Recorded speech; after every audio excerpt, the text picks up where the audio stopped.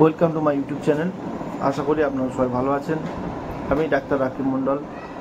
আজকের পর্যালোচনা করব ডেন্টাল পেন অর্থাৎ দাঁতের যন্ত্রণা। বর্তমান সময়ে বাচ্চা থেকে বয়স্ক পর্যন্ত প্রায় ম্যাক্সিমাম লোকের দাঁতের যন্ত্রণা নিয়ে ভুগছে। এরকম বহু পেশেন্ট আসে আমাদের কাছে। তো ডেন্টাল ইনফেকশন থাকার কারণেই কিন্তু ডেন্টাল পেনটা হচ্ছে। দাঁতের যন্ত্রণা শুরু হয় তখনই যখন দাঁতে ইনফেকশন তৈরি হয়।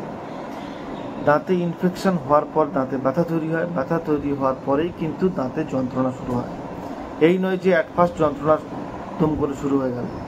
দাঁতে আগে যন্ত্রণা হয়, যন্ত্রণা হওয়ার আগে আপনার দাঁতে ইনফেকশন তৈরি হবে, দাঁতে ইনফেকশন তৈরি হওয়ার পর দাঁতে ব্যথা হবে, দাঁতে ব্যথা হওয়ার ফলে যন্ত্রণা আসে। অনেকের ভালো দাঁত থাকা অবস্থায়ও দাঁতে পেন হতে পারে, ঠান্ডা লেগে হতে পারে, দাঁতের মধ্যে ক্ষত হয়ে গহ্বর তৈরি হয়ে দাঁতে ইনফেকশন ক্যাভিটিস হয়ে দাঁতে যন্ত্রণা হতে পারে। সবটাই ট্রিটমেন্ট নেওয়া ভালো। কিন্তু বর্তমান সময়ে দাঁতের যন্ত্রণার ওষুধ লোকালে বা গ্রামগঞ্জে যেটা না জানার কারণে অনেকে অনেক রকম যন্ত্রণার ওষুধ ইউজ করে। কেউ জিরোডল পি, কেউ জিরোডল এসপি, কেউ প্লেন ভোবেরন 100 এই ধরনের ওষুধ ব্যবহার করে থাকে। কিন্তু অ্যাকচুয়াল দাঁতের যন্ত্রণার যে ওষুধ সেটা হচ্ছে কেটোরল ডিটি, অর্থাৎ কেটোরল ডিটি, ডক্টর রেড্ডির প্রোডাক্ট। ঠিক আছে, কেটোরল ডিটি সবচেয়ে বেস্ট ডেন্টাল পেনের জন্য। দাঁত পাশাপাশি দাঁতে যদি ইনফেকশন থাকে, দাঁতে যদি ব্যথা থাকে, তার জন্য ট্রিটমেন্ট আপনাকে অবশ্যই নিতে হবে। তার জন্য অ্যামক্সিলিন পটাশিয়াম ক্লাভোনেট ট্যাবলেট খেয়ে যেতে হবে। সঙ্গে ইনফেকশনের জন্য মেট্রোজিল 400 বা ফাজিল 400 বা মিট্রিডোজল 600 আপনারা নিতে হতে পারে। দিনে 2টো করে 600 পাওয়ার, 400 হলে দিনে 3টে করে আপনাকে রেগুলার খেতে হবে। পাশাপাশি যদি প্রচণ্ড ব্যথা থাকে তার জন্য আপনি জিরোডল এসপি নিতে পারেন। পেন কিন্তু জিরোডল এসপিতে সাময়িকের জন্য কমবে, বাকি সময়টা কিন্তু কমবে না। তার জন্য আপনাকে ব্যবহার করতে হবে কেটোরল ডিটি।